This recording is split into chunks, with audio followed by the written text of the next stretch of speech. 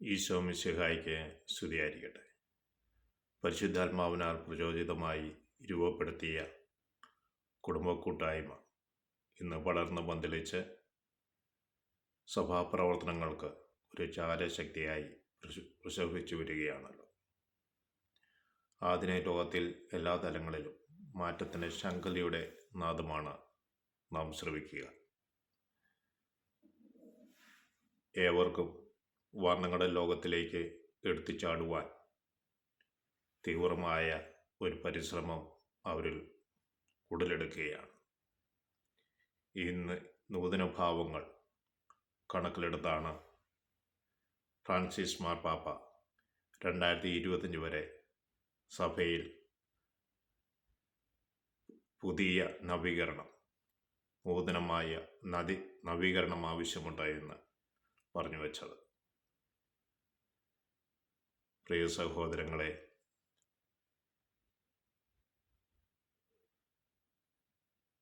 Francis മാർപ്പാപ്പയുടെ ആഹ്വാനം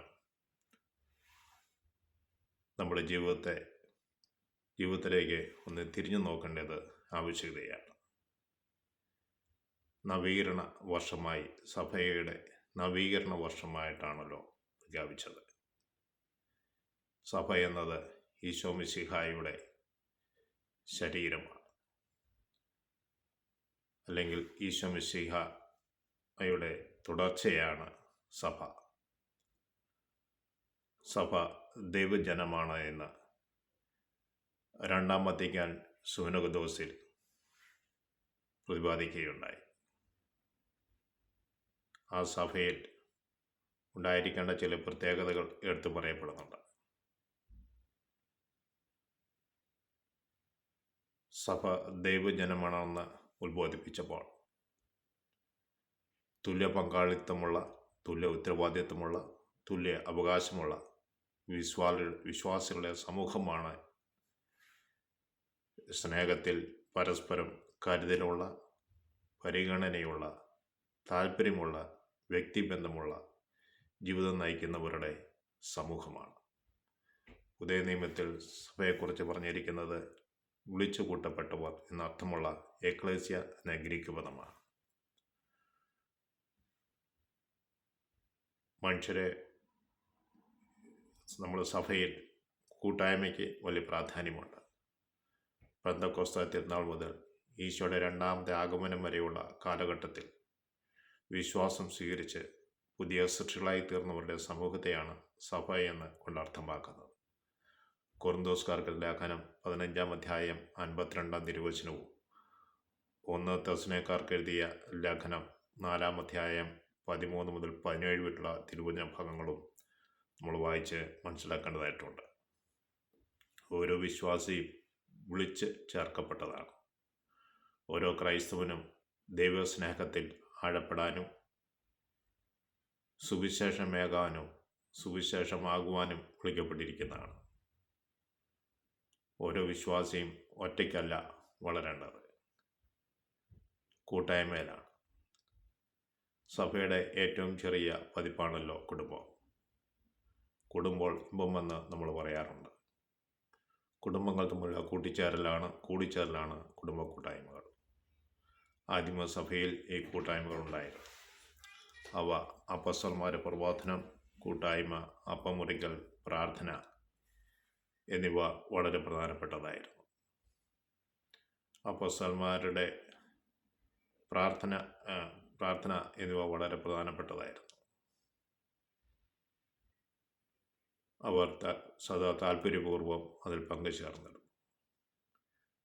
ആദിമസഭയിലെ കൂട്ടായ്മ എന്നത് അപ്പോസ്തല പ്രവർത്തനം 2-ാം അധ്യായം 44 മുതൽ 47 വരെ വിവരിക്കുന്നുണ്ട്. വിശ്വസിച്ചവർ ഒറ്റ സമൂഹമായി അവരെ ഭവനം തോറും അപ്പം മുറിക്കുകയും ഹൃദയ ലാളിത്യത്തോടും ആഹ്ലാദത്തോടും കൂടി ഭക്ഷണത്തിൽ പങ്കുചേരുകയും ചെയ്തിരുന്നു. ആദിമസഭാ സമൂഹത്തിലുണ്ടായിരുന്ന ജീവിത ശൈലിയിലേക്കുള്ള തിരിച്ചു പോക്കാണ് കുടുംബ കൂട്ടായ്മ കൊണ്ട് അർത്ഥമാക്കുന്നത്.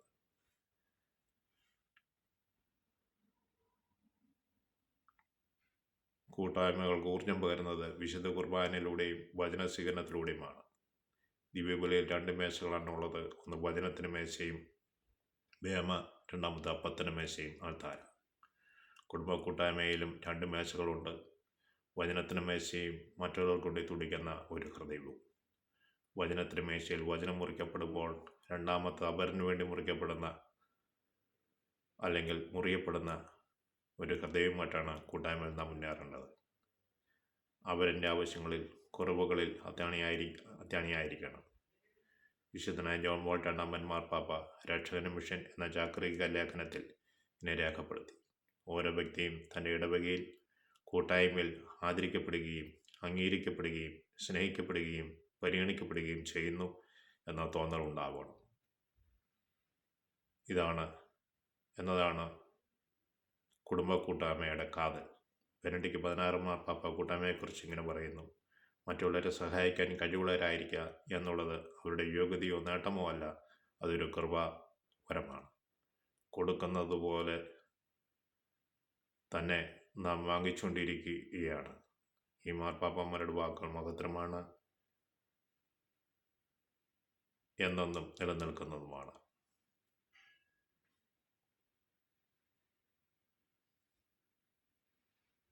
പ്രിയ സഹോദരങ്ങളെ,